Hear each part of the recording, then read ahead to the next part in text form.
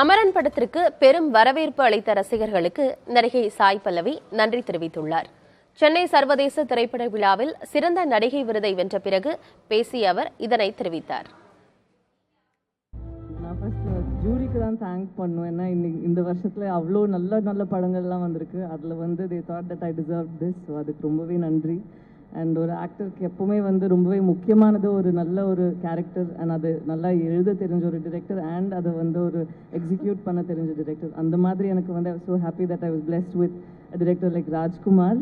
And அது எப்படி வந்து கன்சீவ் பண்ணாரோ அதே மாதிரி ஆடியன்ஸுக்கு அது டெலிவர் பண்ணி இந்த அளவுக்கு இந்த ஒரு இம்பேக்ட் கொடுத்துச்சுன்னா அதுக்கு அவர் காரணம். சம்டைம்ஸ் ஒரு கேரக்டர் நம்ம பண்ண அப்புறம் அதோட இம்பேக்ட் வந்து நமக்கு தெரியுதா அப்படிங்கிறது வந்து ஒரு டவுட் தான். பட் இந்த படம் நடித்த அப்புறம் I think the last 2 months அதில் ஒரு மாதமாக வந்து I been experiencing so much of love and ஒரு ஓவர்வெல்மிங் ஃபீலிங் ஃப்ரம் இங்கே தமிழ் ஆடியன்ஸாக இருக்கட்டும் இல்லைன்னா கேரளா அண்ட் தெலுங்குல இருக்கட்டும்.